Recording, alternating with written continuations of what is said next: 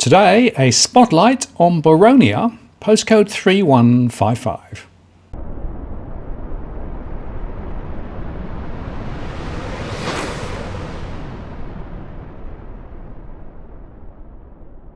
Hello again, it's Martin North from Digital Finance Analytics. Welcome to this post covering finance and property news with a distinctively Australian flavour.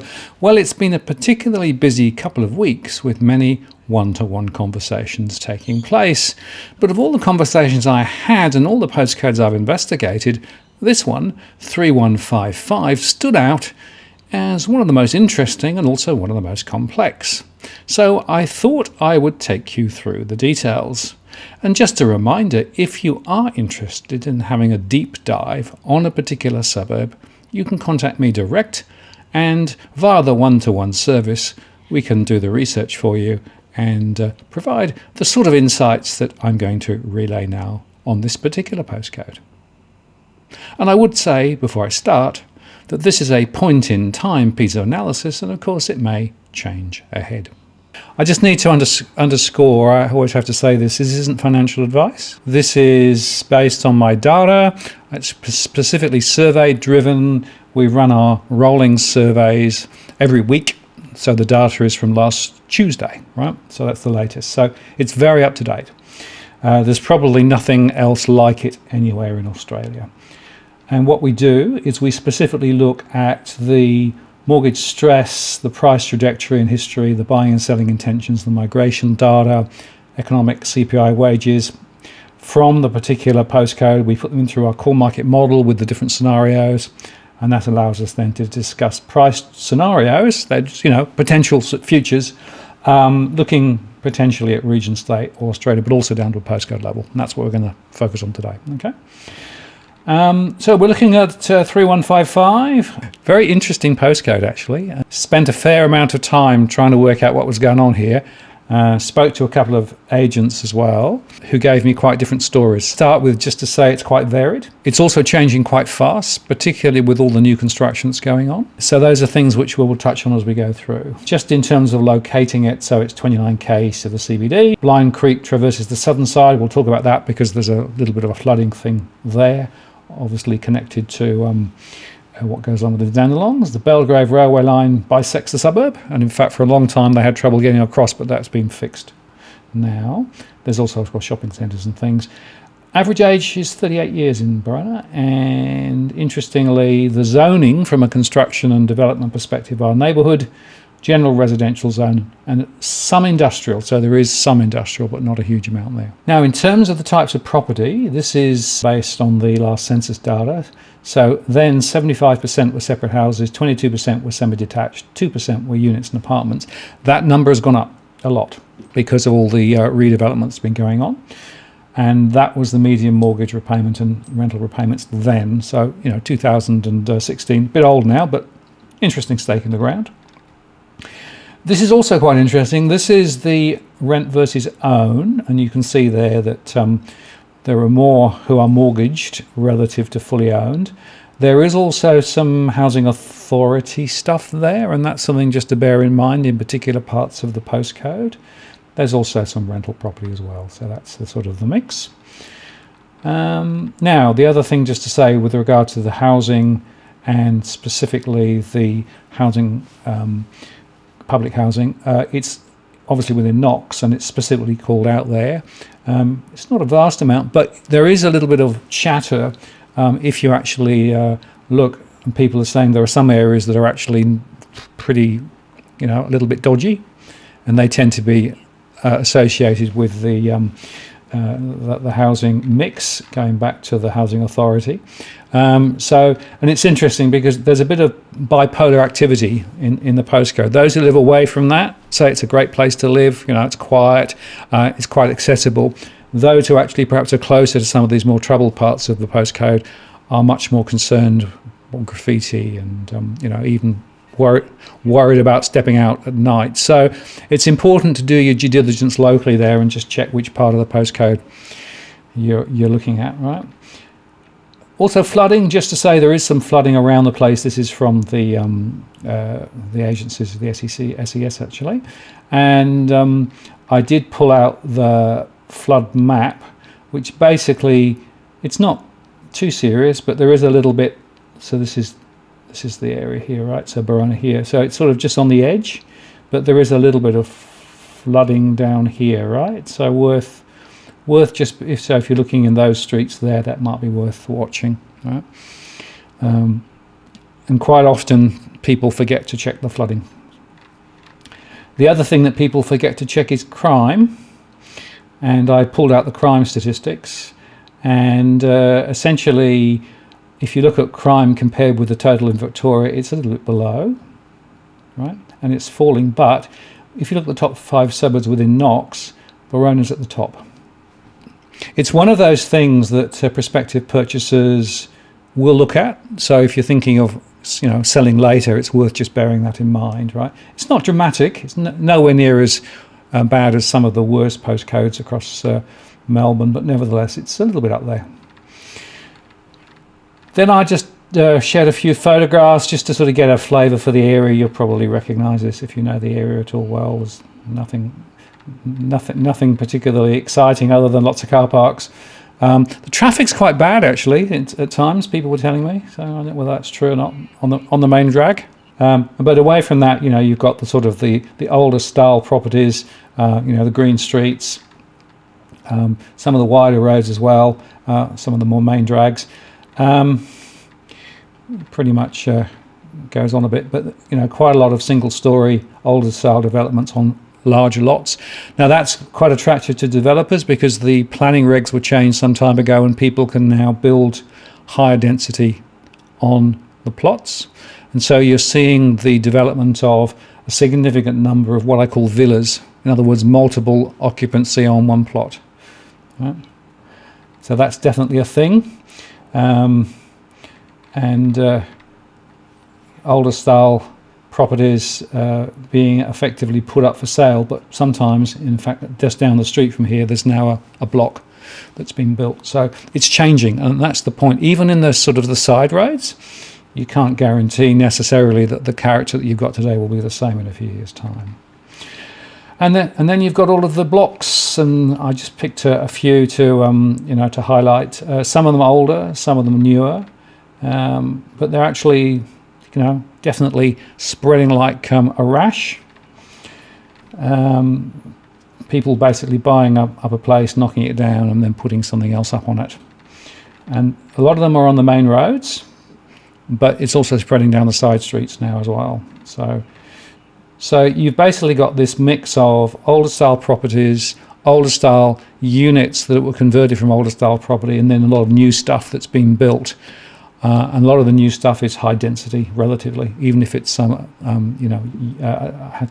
rather than units. And there's Fair Park, just to show that there's a bit of low-lying flooding stuff down there as well, potentially. Okay, so in terms of what's going on, there are around 65 properties for sale in the postcode at the moment, and that's just an overall map. That includes houses and townhouses and units. And then I separated out units and townhouses. 37 are currently available, so that's 37 out of 63, right? So that's pretty much half. That's a very high percentage of units and townhouses for sale, which is interesting. And then I just listed out a few. I'm not going to go through a lot of those in detail, but I have highlighted those that actually are units and apartments. Some of them are being sold by auction, some of them not. They're also selling land, and this is one on the main road that hasn't been built yet. So they're selling promise rather than actually a finished building. And, it's interesting. A lot of auction activity. I asked the agents about this, and he said, look, there is quite a lot of interest, and there's quite a lot of stuff going on at auction. But not all auctions are that well attended, and not all auctions are successful. But it does depend on where the property is, what type of the property it is, and what the price point is. So relatively well-priced property in the good parts of the postcode go quickly. Other stuff hangs around. So that's just a little bit of a flavour of what's going on. Obviously, they're selling land as well, and a lot of new development. The amount of new development is amazing. So you're going to see over the next 2 or 3 years probably a doubling of the number of units that you've got today in the area. So it is very different from where it was a few years ago. And you can see quite often they push the land. Townhouses, obviously the difference between a townhouse and a unit is townhouse is often 2 stories or more or whatever. But again, it's quite interesting just looking at some of those. Some are still being built. And so it goes on. Interesting, though, that the auctions for units and apartments are there as well. That's quite unusual. Quite a few postcodes in and around Melbourne, it tends not to be units and apartments. That tells you something about the prospective demand for the right properties. Some of them are quite big, some of them older style. And it just gives you a flavour for what's around at the moment. To the sold ones. So what's happened? 23 units and apartments sold in the last 8 weeks. So more for sale than sold, but you can see the map there. But overall, 60 properties sold. That's units and houses and townhouses. So it's quite a lot of volume going through at the moment. And again, I've just put up a few. I'll make the point that these last asking prices are not necessarily the sale price. They don't actually reveal what actually was sold at. It was the last asking price. So that's something to be aware of. It may be above, it may be below the last asking price. But you can see there that apartment, townhouse, house. And so it goes on. Relatively even mix, but quite a few of some older style apartments there. Some newer ones potentially there. So it's quite a mixed bag, and that's one of the things that really hit me as I was looking at this. You've got older style, new, you've got developments going on, you've got properties that are ripe for development, so it's a really complicated postcode. A lot of the houses in particular are going to be valued for redevelopment, and that's put a sort of a support on houses, not really the same necessarily for units. So that's one of the reasons why there's a different behaviour between units and apartments in the area. And I'll just highlight that land is also selling. Land, of course, will be sold for development. So a lot of building activity, a lot of builders quite busy at the moment. And in fact, one of the other agents I spoke with said, "Don't try getting a builder; you'll never find one. They're all booked out for months," which is interesting. So if you're thinking of making significant changes to a property that you're wanting to purchase, just bear that in mind in terms of planning. Now, in terms of the price trends, this is where it gets interesting. So this is from data which I've pulled from all the available sources I can get my hands on, and it's the median price, so the one in the middle. Okay, and so look at houses first. So in 2013, the median price was $455,000. Went up by 7.7% in 2014, 18.4% in 2015, 11% in 2016, and 13% in 2017. A slight rise in 2018 to go to 740,000. So that was the peak in 2018. Then fell away, down 8.1%. Recovered a bit in 2020, recovered a little bit this year, up 1.4%. So the median is around 730,000 at the moment, which gives you average gain of 6% over that period, or 4% after inflation. So relative to other places in and around Melbourne, this is a slower gradient of growth. And it's worth underscoring again, the most significant growth was in the early part of this 14, 15 and 16 and 17, right? There's not anything like the same in the last 3 or 4 years. So, and funnily enough, everybody quotes the average over this period because it's better than quoting the average over 3 years. If I look at units, and this includes townhouses, so anything strata, 380,000 in 2013, a rise of 7.9%, 4.9, 12.8, 18.6, a rise of 4.3, so it reached 600,000, and then it fell back 5.8, moved up 2.7 last year, and is no real move this year. So it's 580,000 is the median. Now, the other thing I can tell you is if you have an extra bedroom, so if you go from a 2-bedroom to a 3-bedroom, it's worth about 100,000 on the price at the moment. So that's just another little mathematical tweak. So, the bigger property is worth a little bit more. And that's the point about a median. A median is the one in the middle, right? So, now, the other way of doing it, I went to a couple of other sources. This is the so-called up-to-date information, which is a little bit suspect because I can't prove this. I have no data. So I've gone off individual sale data on that earlier one above, but they're claiming that units are actually moving up slightly, 600 plus. Right now, I said 580.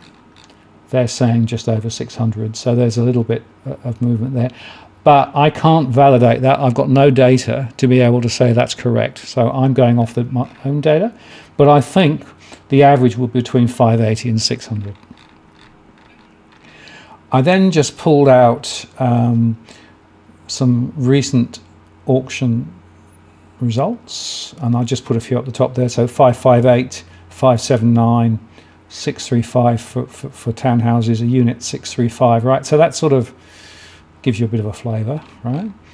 And then I'd incorporated as best I could all the information of all the sales over the last few months, including the mechanism by which they were sold, that you can then look through. And it's quite interesting just getting a flavour. So if you know specifically the address that you're looking at, you can then compare that with some of the ones in the same street and even maybe units in the same block, right? So that could be quite useful. It might not be, but at least that's basically what I used to form the basis for my analysis. Okay. It shows you some of the relativities, and that's why it's useful to know that there, more bedrooms is perhaps more expensive, but it also shows you the difference between a townhouse and a unit and a townhouse and a house and all those things. So the best, and I often say, as you may know, go granular, right? Go granular. You've got to look at real close information. The average for the postcode doesn't tell you much other than just trajectory. This is where you get into some hopefully useful insight. Now, when I come up to the postcode as a whole, there are about 193 listings at the moment, with 104 added in the past month. Now, that's something to bear in mind. There are more listings on that are about 30 days, and there are more listings coming. So both of the agents I spoke with said there's more stuff coming. So expect the listings to continue to grow. 50% are houses, the rest are units. That's of what's listed. So if you recall that census data that showed, 2 point something percent, 50% of those for sale are units, right? Now that explains a little bit about why unit prices aren't going anywhere very much, because there's a significant supply of units there. There's quite a lot of demand because it's quite a accessible postcode for the city and things, but there is quite a supply and there's more coming.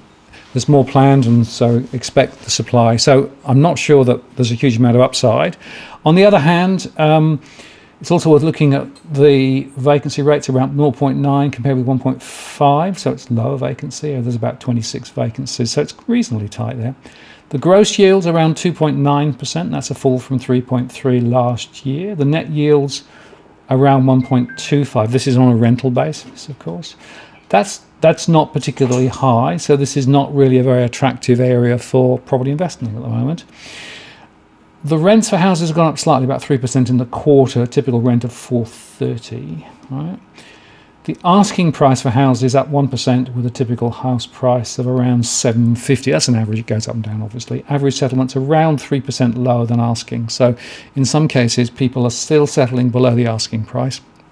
And interestingly, asking prices have gone up slightly, but people are still settling down a bit. Intention to sell is rising slightly.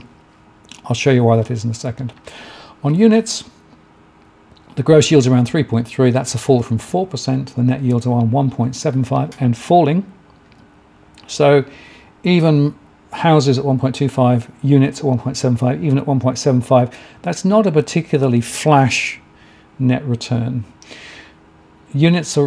Rents are rising about 3%, with about $430 as the typical rent. The asking price has dropped a bit. It's around 1.9% over the quarter, with a typical asking price of $590 for a unit. Now, that's, again, an average. That is potentially not taking into account some of the larger townhouses that would actually be classified more as houses. Average settlement is 6% lower than asking, but, and this is the point, it does vary, There are some that have settled above asking price in the high demand and specifically related to some of those newly constructed townhouses and units. One of the things to bear in mind is it's like buying a new car. When you take one of those out of the showroom, it drops immediately as you've taken it. Same is true with those new properties. If you're buying new, you have to expect that the price will drop, because when somebody comes to buy it off you, it's not new anymore, and there'll be other new ones down the road. Now, in terms of stress data, this is my own survey data. There's 9,600 households, 4,300 borrowing at the moment, 3,500 renting, and there's around 2,600 rental properties, and there's around 2,700 property investors in the postcode. The overall financial flow stress measure is 46%. Now, 46% is a little bit above average for Victoria. So there is a bit of stress, but when you actually come into it and have a look in detail, it's not really mortgage stress. Mortgage stress are those people with mortgages only at 27%. That's relatively low compared with many other states, and the average across Australia is at 41%, so that's quite low. But there is a bit of rental stress, so a number of renters are finding it quite difficult to make those rental payments at the moment. And so 70%, and that's one of the reasons why the rents haven't really moved very much. Some renters have been given notice to move because the vendor wants to use the house for somebody else and try and get a higher rent. I'm not sure how successful they'll be given this rental stress number. And there are some property investors, about 34%, who are actually struggling with cash flow on property investment. And they are the ones most likely to sell. So we're seeing a significant rise in property investors who are thinking, prices are rising a bit, maybe I should sell to get out. So that's where some of the listings are coming from, rather than from forced sales in terms of mortgage holders. The other group is what I call the down traders. So these are people who've got an older property, they've held it for years and years and years, and they want to downsize, move into something smaller, release equity.